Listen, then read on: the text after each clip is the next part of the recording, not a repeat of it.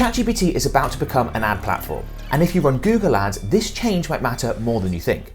In this video, I'm going to explain how this change affects search and intent advertising, a market that Google has dominated for a couple of decades, and I'm going to explain what this means for us Google/search advertisers. So ChatGPT recently announced that they're going to start allowing advertisers to serve ads to people using their platform. And this is a big development in AI search, but it's not one that should come as a surprise. I feel like this was inevitable. It was a question of when, not if, because yes, ChatGPT does monetize through subscriptions, but many platforms have demonstrated that by far the better way to monetize when you've got that sort of interaction is through advertising as opposed to just subscriptions. They were losing a lot of money. They were going to want to monetize. This seems like the obvious way. Google has shown us that monetizing search intent is an incredibly profitable business model, allowed Google to become one of the largest, most profitable companies in the world. And all the platforms like ChatGPT, I expect to include ads and serve ads to their users at some point. Some may take longer than others, and it depends how much cash they've got and how long they can go, but that doesn't surprise me in the slightest, and I think that's going to continue to happen. So they have mentioned a few things around their advertising, so they've put some guardrails in place. So they're just going to start in the US and then look to roll it out more broadly. And in this information that we've got from ChatGPT, if I scroll down, they've explained they're trying to allay the fears of users, saying, don't worry, we're not going to have ads impact things. And they talk about here, right? Answer independence. So ads do not influence the answers ChatGPT gives you. Answers are optimized based on what's most helpful to you. So that part's not going to change. When you see an ad, they are always clearly labeled as sponsored and visually separated from the organic answer. So very much from Google's playbook, right? We had that structure created many, many years ago where Google was like, yes, we're still going to show you organic search results. That's going to be based on a number of factors that we think is most helpful for you. But we're also going to have ads. They will be separate. They will be labeled as sponsored, so you can tell those are ads, and then you can decide whether or not to click on those or interact with those or use the organic search results. This is slightly different. It doesn't necessarily require a click through. It's more, what are you going to look at? Now, interestingly, we know from the journey that Google went on is that there was some mission creep in that. At the beginning, ads were smaller on the page, more limited, and over time, more ads were created, they were more prominently featured, they were served to more searches, and they steadily became a larger part of a Google search results page. I would expect the same thing to happen with companies like ChatGPT, AI search-based platforms, where it might start out just like one ad and it starts beneath the answer that ChatGPT gives you, and then over time, maybe it's a couple of ads, over time, maybe the ads are put above the answer. And I think we can make some pretty confident predictions around the value of these ads to advertisers and businesses looking to reach potential customers. I mean, firstly, we know from Google over many years that the value of search intent is massive. It's why your cost per click is usually significantly higher when advertising on the search network as part of Google Ads as opposed to display or elsewhere. Because of that search intent, that person is much more likely to convert, become a lead, purchase, etc. Now, with AI search, which I would sort of include ChatGPT in, the behavior and the experience is different for users. So instead of being given lots of options, you get one synthesized answer.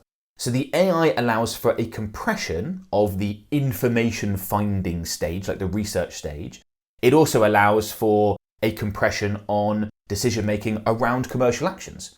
So before, you might have wanted a hotel in a particular location, and you might have searched around and clicked on a number of different links and bounced back out and I didn't quite search right, search again. Whereas if you were to ask ChatGPT or one of the alternatives, you might get one synthesized answer or a couple of options that are more tailored to what it is that you've specifically asked for. So it compresses that decision-making process. What does that mean? That means that the value of those ads, being able to put that in front of people, being able to get those ads clicked on, could well be more valuable than the search intent we already see, which is very valuable from Google. Because if an average person searches 4 times for a particular thing in Google, and each time they're going to be shown different ads, so you have to sort of divide the value of those ad impressions across those different searches, because that person's likely to only take one action, whether that's purchasing or becoming a lead.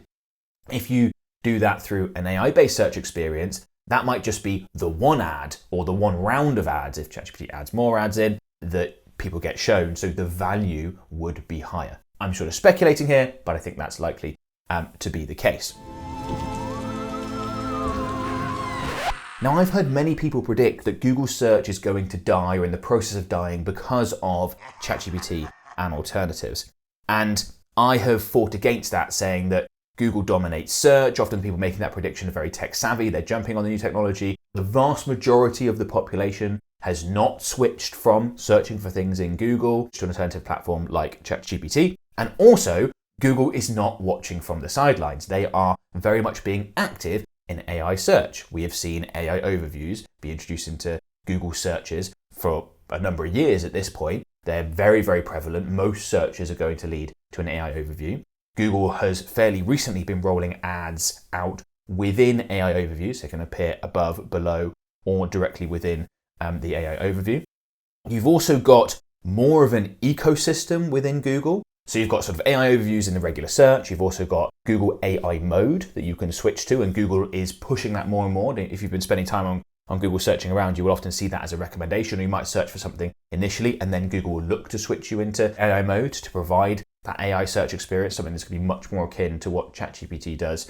But you've also got the other elements, right? You've got Gemini integration. By the way, just a side note, Gemini is producing fantastic imagery at the moment. It's really taken a step up in that, in my experience, which is useful for marketers for all sorts of reasons, right? So Google is a major player in this AI search space. It's not Google versus ChatGPT and alternatives. Google is very much involved within that, and they get to benefit from people not having to change platforms. So they get to benefit basically from user inertia, which is a very powerful force. Maybe not for people watching my videos because they're far more likely to be tech savvy and jump on things, but for most of the population which are not that is absolutely the case. And I've talked about, I think Google's likely to win that race and become the dominant AI search player, as they were the dominant regular search player for many decades.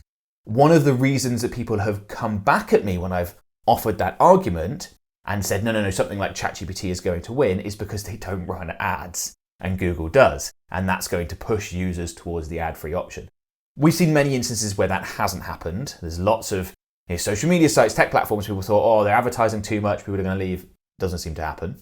But also, all those platforms are going to introduce ads. ChatGPT has now announced they're going to introduce ads, and that point is just completely negated. So I think that's an extra reason for people to not move over. Not that Google has an advantage in that sense, because they have ads. They're going to include ads in their AI search experience. It's just that is now not a competitive advantage of a platform like ChatGPT to potentially move some users over who are particularly sensitive to that kind of thing. Most users don't care that much, to be perfectly honest. Hyros is fantastic tracking and attribution software and can really help you improve your Google Ad results. It's a software that all the big players in the industry use, including myself. I use it to track results for my own ads across multiple platforms, including Google Ads, and all my organic results as well, which is super helpful. So if someone, for example, comes through and books a call for our done-for-you services, I can see exactly where that person came from. This is particularly important if you're running ads across multiple channels or generating customers organically as well. Without accurate data, you are flying blind, and knowledge is power. So let me show you how important this is. So I'm here in my Hyros dashboard. I'm going to take a look at the data and the results that Hyros has been able to track and compare those to what I'm seeing within my Google Ad account for the same campaign. So this is a Google Ad campaign that we've been running. We're only looking at data for a few days here, but it really demonstrates what's going on. So you can see Hyros has registered 6 leads generated, a cost per lead of just over £15, 75 clicks. It's just a branded search campaign, hence why the CTR is 30%. So not a huge amount going on, but representative, right? So that's the data we can see within Hyros. If I jump over to my Google Ad account, we look at the exact same campaign, same time frame. We've got May 21st to 27th. You can see a lot of the data matches up, right? We've got 75 clicks, 30% CTR just like before. But if we scroll over, you can see that Google has only registered 3 conversions as opposed to the 6. So it's registered half the number of conversions. And I can tell you, looking at the back-end data, that the 6 from Hyros is the accurate number. And that's why this is so important, because we might look at the Google Ads data and come to the wrong conclusion, think this isn't profitable, turn stuff off when we shouldn't, but we can verify it with the Hyros data and make much better, more informed decisions and end up with better overall ad results because of it. So if you want to improve the performance of your Google Ad campaigns and be able to see exactly where your leads and sales are coming from, go ahead and sign up to Hyros. There is a link in the video description. So potentially a more interesting question is, will this cause advertisers to switch from Google Ads to ChatGPT, particularly the Google advertisers that just run ads within search? I'm certainly going to test it. That will probably come as no surprise to people watching my content. Why would I not? but I do not expect there to be a significant large movement of Google advertisers to ChatGPT. So firstly, the user base is nowhere near as large. So if you're really looking to reach scale and reach as many people as possible, that could be on a local basis, but obviously could be nationally, internationally for larger businesses. There's just not going to be that availability with ChatGPT as there still is with Google. Like I said, most people have not switched away from a Google-based search experience. And there are also so many other elements that as a business owner, as a business looking to market, that would sort of bring you back to Google and hold you within the Google ecosystem.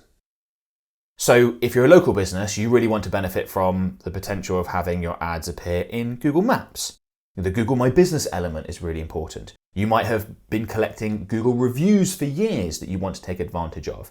You've got all of Google's advertising networks, not just search. So yes, you can have ads on search, but you could also have ads on display, shopping, YouTube, Gmail, Discover, all these other places. If you are going to learn and invest a lot of time and resources into an ad platform, wouldn't you want one that has much more capabilities than the others?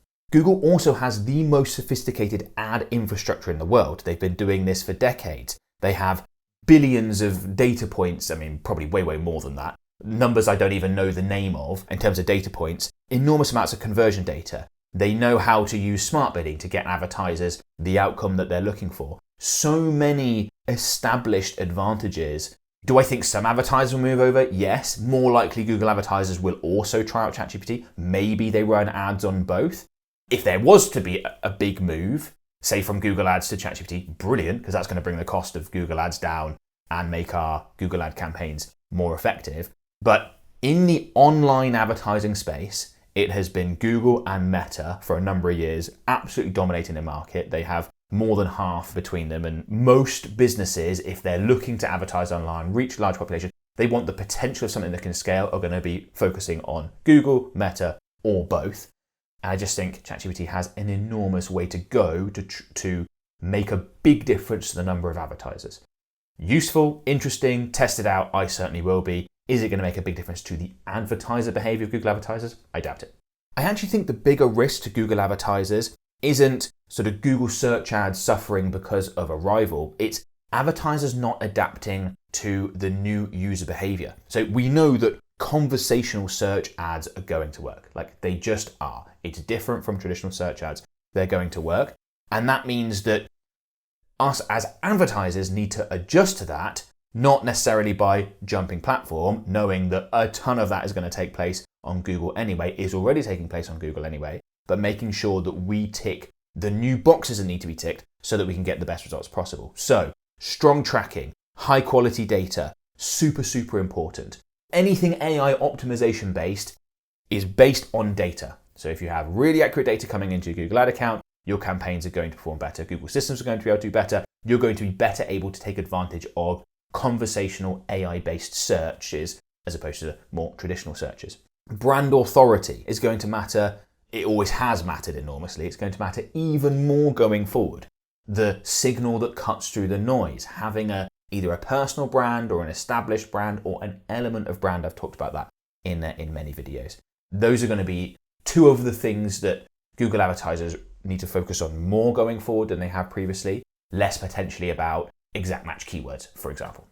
And just quickly, if you want my agency to create, manage and optimize your Google ad campaigns for you, most likely help you get significantly better Google ad results, there is a link in the video description below. You can click on that, book in a free, no obligation call with one of my team members, and hopefully we get a chance to work together directly very soon.